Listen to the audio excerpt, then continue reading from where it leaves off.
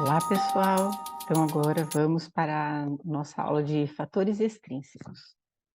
Então, como eu estava falando na aula anterior, os extrínsecos, então, vão ser aqueles relacionados a tudo que não está diretamente ligado àquele alimento, né?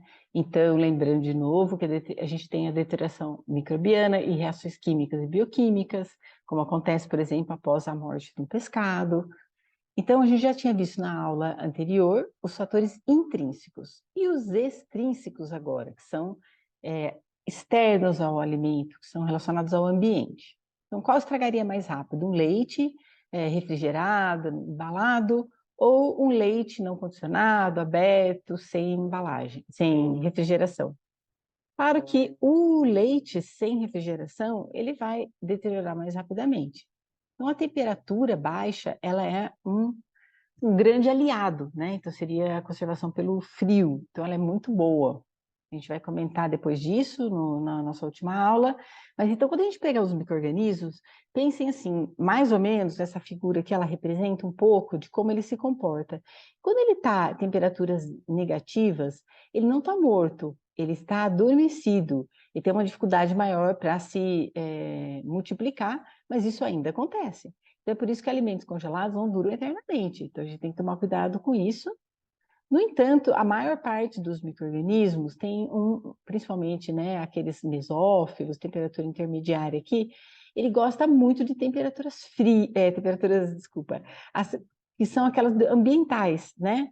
E até assim, então, aqui ele está representado um pouco acima, um pouco abaixo da temperatura ambiente, mas a temperatura ambiente, em geral, ela é muito boa para a maior parte dos micro-organismos. Tem alguns que gostam de frio, são psicotróficos, né? Mas em geral, a maior parte dos micro-organismos gosta desse risco, dessa zona aqui. Então, a gente diz que é uma zona de risco, porque ela favorece o crescimento do micro-organismo. Então, por exemplo, a gente vai guardar um alimento estocado, por exemplo, quando a gente tem, aqui no Brasil é muito comum, a gente ter salgadinho que fica esquentando, né, dentro de uma estufinha, para a pessoa chegar numa venda, num restaurante, numa loja e pedir salgado, ele já está pré-aquecido. Só que ele vai ficar aquecido o dia todo nessa temperatura, e aí, que grande perigo se eu já tinha alguma coisa lá, mais uma concentração pequena, ele se multiplicar bastante e no final do dia ele já está numa contaminação elevadíssima. Então, os mesófilos são esses, que é a maioria dos micro-organismos, crescem a uma temperatura intermediária, mais próxima à temperatura ambiente. No entanto, a gente tem os que crescem no frio, os psicotróficos, como eu falei no slide passado, e tem até aqueles que conseguem crescer em temperaturas bem altas, 50, 60 graus, eles chegam a tolerar até 90 graus, né? Por isso, um falso, aquele negócio que a gente está acostumado a dizer, o calor mata tudo, né? Mas depende da temperatura, e dependendo do micro-organismo, ele ainda pode sobreviver a algumas faixas de temperatura. Então, cuidado, que são esses termófilos, né? Mas a grande maioria se encontra nessa zona central dos mesófilos. Então, cuidado, por exemplo, quando eu falo, e se eu conseguir refrigerar, né? Quando há a possibilidade de fazer uma refrigeração, como que eu posso fazer? Né?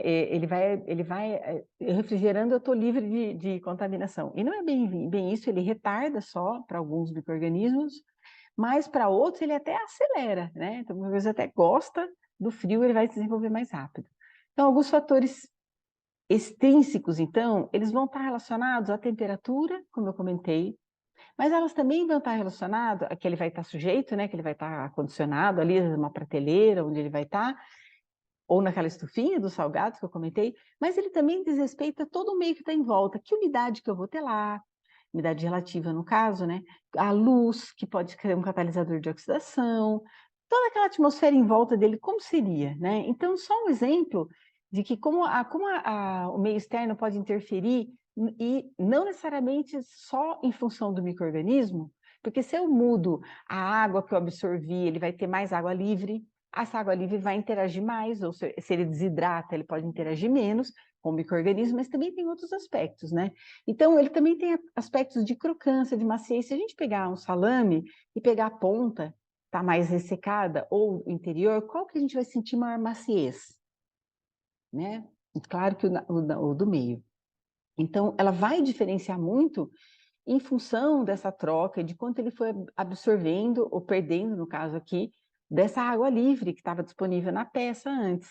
Agora, um exemplo que eu gosto de mostrar muito, que é isso, assim, quando a gente pega esses chocolates que são recheados com biscoito crocante, né? A gente espera, até na foto aqui dele, ele mostra uns pedacinhos pulando, assim, como se fosse uma coisa, a gente vê a crocância desse biscoito, né?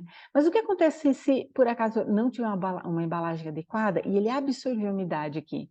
Ele vai, né, tanto estar mais disponível para reações microbianas, mas mesmo antes disso, ele já perdeu a crocância, ele perdeu aspectos importantes daquele produto, tá?